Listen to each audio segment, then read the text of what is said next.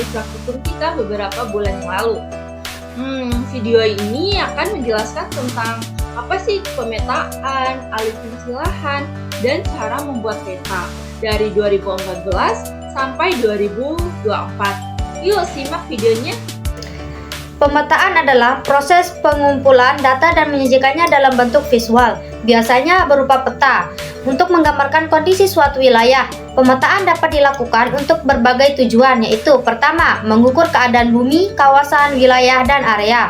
Yang kedua, menentukan posisi, ketinggian, bentuk, dan koordinat suatu titik di permukaan bumi.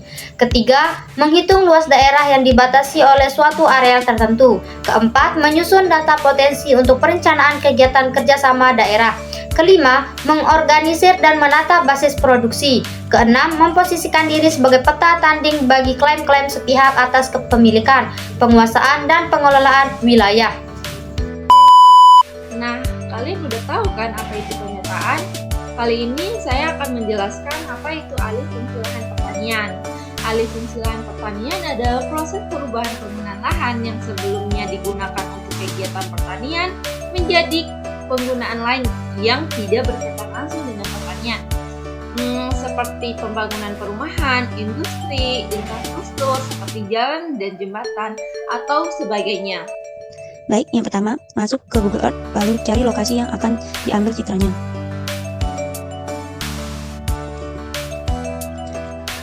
Jika teman-teman mau, pilih pada menu yang berbentuk jam untuk mengatur tahun citra yang akan diambil.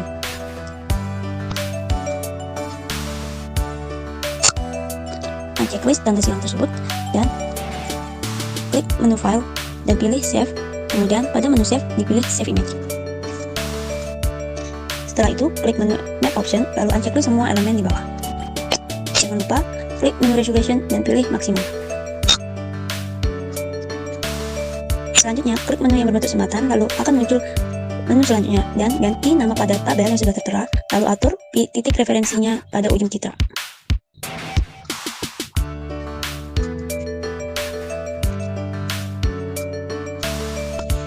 Lakukan selama 4 kali pada ujung citra.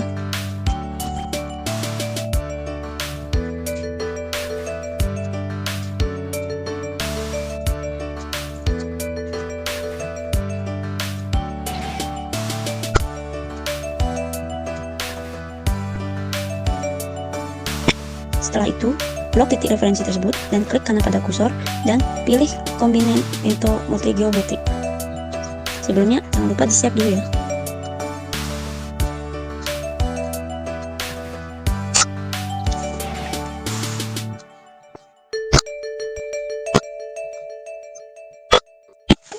Seperti yang sudah saya jelaskan tadi, blok titik referensi tersebut dan klik kanan pada kursor yang dipilih Combine into Multi-Geometry.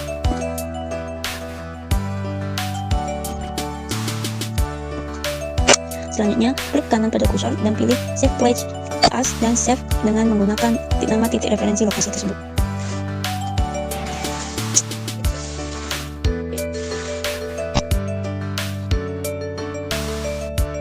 Nah, saya akan memberitahukan cara menggeoreferencing citra satelit pada ArcGIS. Yang pertama itu klik tanda plus pada bawah menu selection. Nah, terus pilih file citra di mana tempat file citra itu disimpan. Nah, saya simpan di WKP. Nah, langsung diklik terus add data, lalu klik OK. Nah, akan muncul citra pada kolom ArcGIS.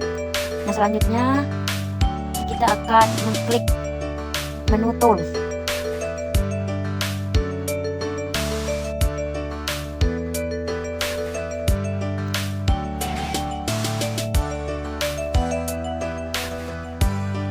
Nah, sudah muncul menu tools ini, ada namanya terus klik from KML dan klik 2 kali KML to layers. Nah, pada menu ada tanda file, lalu klik masukkan file titik citra, klik terus open. Nah, ada file, nah klik lalu pilih tempat penyimpanan file ini. Nah, saya akan simpan di file UTP. Klik UTP, lalu add, lalu klik OK.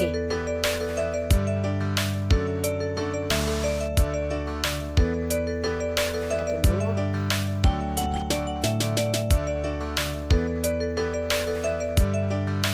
Nah, setelah muncul tanda seperti ini pada kolom ArcGIS, nah langsung kita klik tombol zoom, lalu kita zoom titik koordinatnya, lalu klik add control points. Nah, terus letakkan tanda plus pada tengah titik koordinat, lalu klik.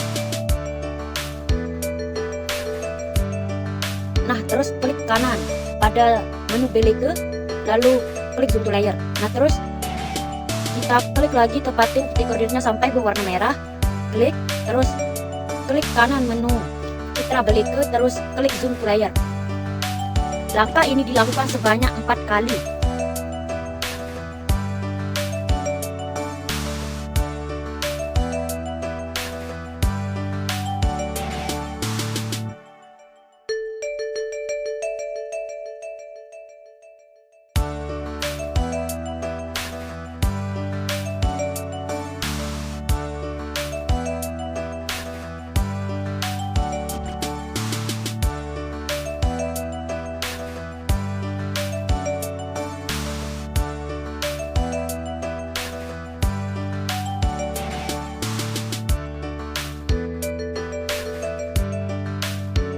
Oke, tadi teman-teman, setelah kita melakukan proses bioreferensi, di sini kita akan memunculkan desa belege.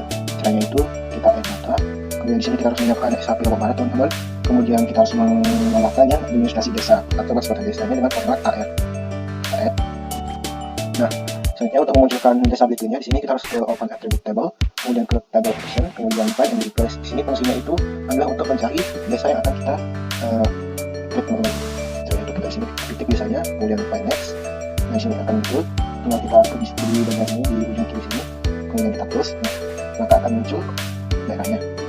Selanjutnya kita di sini harus mengeluarkan petanya, teman-teman. Caranya itu kita data, kemudian data, selanjutnya checklist yang bagian di data frame, yes, kemudian checklist yang di bagian sini, maka akan muncul secara otomatis bagian-bagiannya atau master desanya seperti ini. Lanjut, untuk memunculkan citranya itu kita pergi ke Alt Toolbox, kemudian kita klik yang raster, kemudian raster processing, kemudian pencet klik. Di sini di bagian inputnya ini kita masukkan yang data citranya. Nah, kemudian untuk yang outputnya kita masukkan yang bagian sudah yang kita ekspor tadi. Kemudian di bawah sini kita checklist yang use input picture for creating geometry. Dan saja dengan lagi. Oke, ini prosesnya.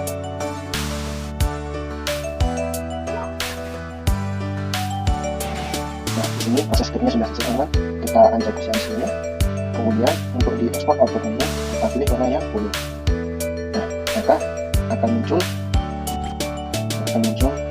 batas untuk desa belegenya. Oke, selanjutnya teman-teman, setelah kita melakukan proses script di sini, kita lanjut akan mendigitasi semua luasan lahan yang ada di desa belege ini, seperti jalan, sawah, vegetasi, lahan terbuka, pemukiman, dan perumahan. Caranya itu kita di sini buka di bagian sini ada namanya katalog. Lanjut, di sini kita harus membuat folder SAP. Itu teman-teman, caranya itu di sini saya membuat folder SAP-nya itu di menu di folder pemetaan. Nah, jadi di sini kita klik kanan pada menu SAP, kemudian menu, terus itu kita pilih yang start file untuk membuat SAP-nya. Nah, di sini pertama saya contohkan di sini kita akan membuat SAP sawah. Di sini kita klik sawah. Kemudian untuk fitur saja kita memilih yang polygon, karena polygon ini untuk mendigitasi area-area. Kita oke.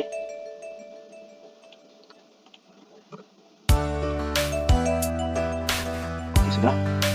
Lanjut, kita buat yang lain lagi. Di sini kita pilih yang kita buat jalan. Proses untuk jalan kita memilih polyline, karena jalan sendiri dia proses seperti ini. Lagi. Setelah kita membuat data SAP, di sini saya katakan untuk jalan dan sawah. Kemudian di sini kita harus mengaktifkan menggunakan menu editor. Caranya itu kita tekan di bagian kosong sini, kemudian kita centang yang menu editor. Selanjutnya pada menu editor kita akan memilih yang ini. Nah, di sini akan muncul SHP yang sudah kita buat. Selanjutnya untuk membuat SHP jalan di sini kita harus mendrag peta kita ke bagian jalan sini contohnya. Kemudian kita klik menu jalan, kemudian di sini untuk toolsnya kita memilih live. Nah, cara untuk modifikasinya itu tinggal kita klik, kemudian tarik. Nah, seperti ini contohnya teman-teman. Untuk men-stop digitasi kita hanya perlu untuk klik 2 kali saja. Nah, maka akan muncul digitasi yang sudah kita lakukan. Untuk mengubah warna digitasi di sini kita klik bagian sini. Biasanya jalan menggunakan yang ini equi. Nah, maka akan muncul sendiri. Selanjutnya untuk mendigitasi area, makanya sama teman-teman di sini kita klik create picture, kemudian kita klik SHP sawah. Dan di sini untuk sawah sendiri kita menggunakan polygon. Caranya itu sama seperti yang tadi, kita klik di sini. Di sini kita harus menentukan yang mana sawah, yang mana vegetasi, teman-teman. Nah.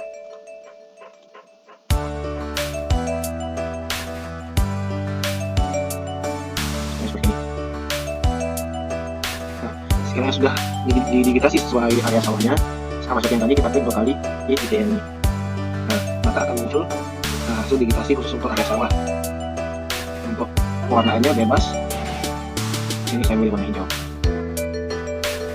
Baik, selanjutnya setelah kita melakukan proses digitasi, maka akan muncul semua area yang sudah kita digitasi di sini sesuai dengan penggunaan lahannya. Di mana di sini saya di sini di bagian layarnya ini ada keterangannya. Contohnya hijau muda ada sawah, vegetasi adalah hijau tua, pemukiman ada warna krem, rumah ada warna biru tua, dan di sini dan lahan terbuka di sini saya menggunakan warna kuning, teman-teman. Nah, contohnya seperti ini. Seperti contoh yang tadi juga di sini untuk jalannya saya menggunakan warna merah sesuai dengan ketentuan yang sudah disediakan di artisnya. Baik teman-teman, setelah kita melakukan proses digitasi seperti ini, di sini kita akan melakukan proses layouting atau pembuat sampul. Dan di sini contohnya itu sudah saya buat untuk proses layoutingnya itu bisa kita atur dengan sesuai selera kita masing-masing. Cara membuat layoutnya itu di sini kita pergi ke bagian backend and setting. Kemudian di sini kita pilih size-nya itu A3, teman-teman. Kemudian di sini kita pilih landscape. Nanti akan muncul format seperti berikut. Nah, di sini untuk memunculkan teks, skala bar, arah mata angin, legenda di sini ada semua di menu insert, teman-teman. Nah, untuk scale bar, scale page, untuk legendanya atau keterangannya. Dan untuk menambahkan teks ada di menu drawing. Dan untuk menambahkan kotak-kotak yang seperti ini ada di menu drawing juga. Di sini kita bisa pilih dengan sesuai selera kita masing-masing untuk mempercantik layout kita. Lanjut. Nah, di sini untuk mengetahui luas-luas tiap area yang kita digitasi, misalnya luas sawah, lahan terbuka, di sini prosesnya itu kita pergi ke video referencing. Nah, di sini kita pilih menu merge. Dan di sini kita contohnya itu kita pilih sawah. Untuk sekarang di sini proses loadingnya.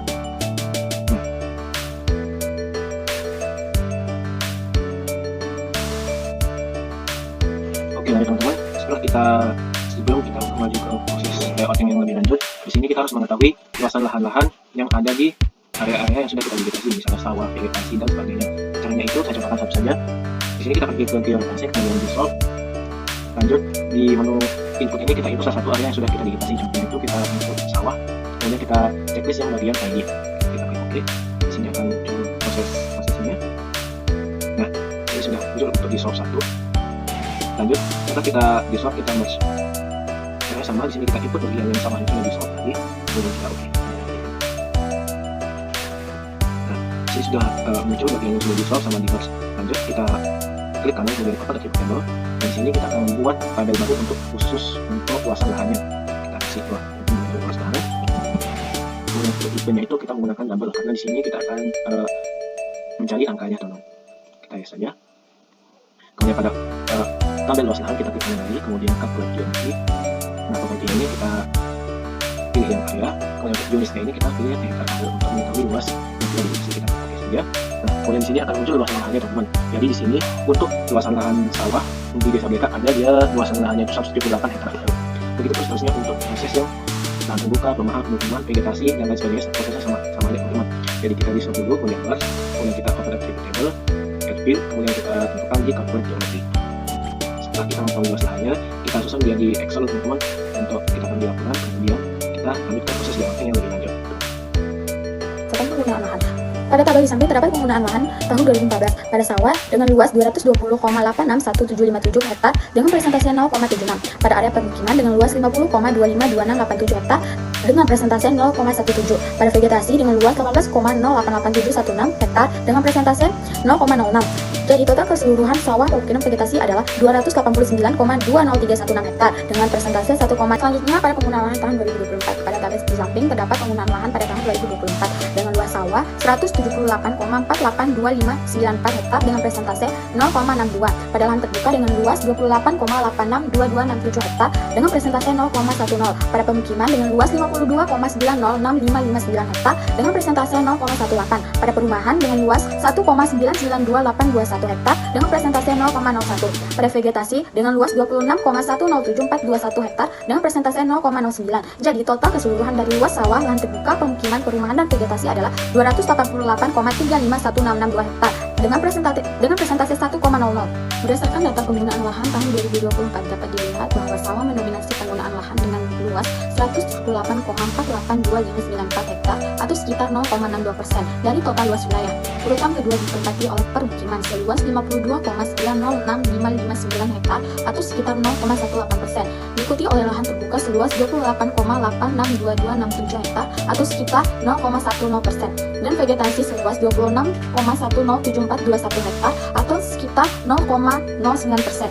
Sementara itu, penggunaan lahan yang lebih kecil terdiri dari perumahan seluas 1,992821 hektar atau sekitar 0,01%. Total keseluruhan luas lahan adalah 288,351662 hektar yang menunjukkan bahwa wilayah ini memiliki karakteristik sebagai area persawahan dan pemukiman dengan dominasi fungsi persawahan sebagai lahan pertanian dan pemukiman sebagai fungsi sosial pembantu sosial. Sedangkan pada data penggunaan lahan tahun 2014 dapat dilihat bahwa sawah juga mendominasi penggunaan lahan dengan luas 220,861757 hektar atau 0,76% dari total luas wilayah. Urutan kedua ditempati oleh permukiman seluas 50,252687 hektar atau sekitar 0,17%. Sementara penggunaan lahan yang lebih kecil di penggunaan lahan 2014 yaitu vegetasi seluas 18,088716 hektar atau sekitar 0,06%.